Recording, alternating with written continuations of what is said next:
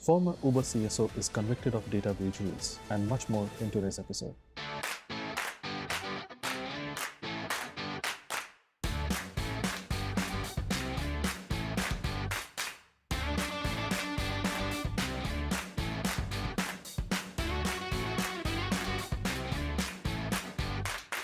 Hey guys, welcome to another episode of ITSH. This is our first weekly news episode covering the most important topics from last week.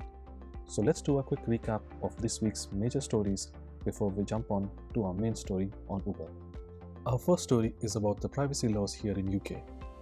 UK will replace GDPR with its own system, eventually.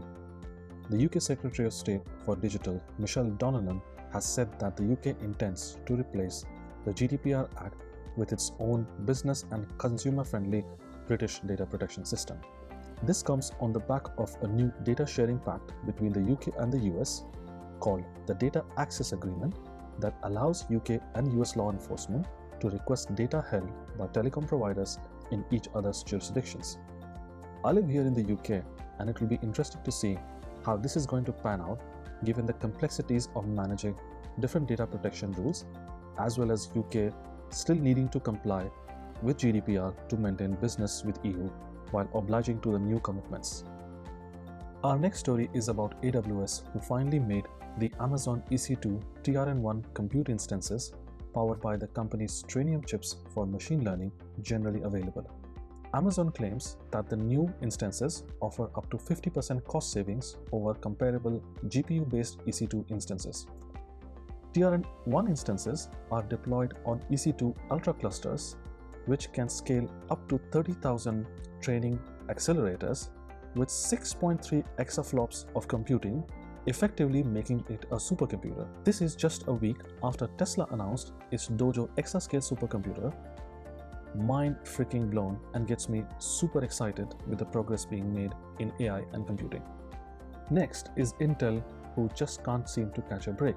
About a week ago, the firm confirmed that the BIOS of its 12th generation Alder Lake CPUs was posted on 4chan and GitHub, containing about 6 GB of information, including private keys.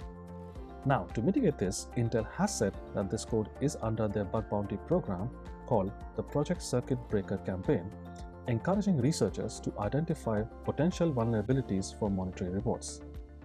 However, it's their downplaying of the issue which really concerns me.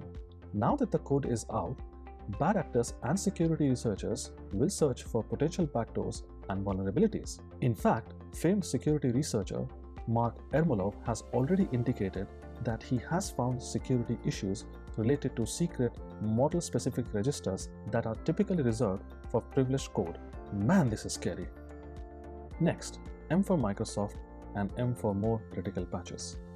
Microsoft published its October 2022 Patch Tuesday Bulletin with 84 vulnerabilities, 13 of which being classified as critical. They also fixed 2 zero-day bugs. Unfortunately, it still doesn't include a patch to the proxy not shell vulnerability in the Exchange server and the corresponding bug which allows for remote code execution. However, the bigger issue is that there may be other zero-day bugs. Microsoft has not disclosed any information regarding these flaws since they were reported, and as of this recording is yet to assign a CVE ID to track them.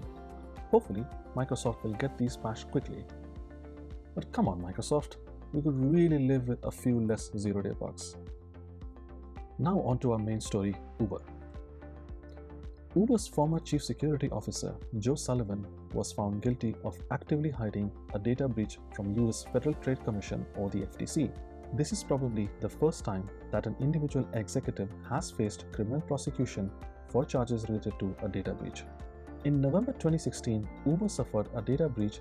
When Sullivan learned about the 2016 attack, he was already working with the FTC into another unrelated 2014 data breach, where just 10 days earlier, he gave a sworn deposition to the FTC about the incident and the steps Uber had since taken to improve its security.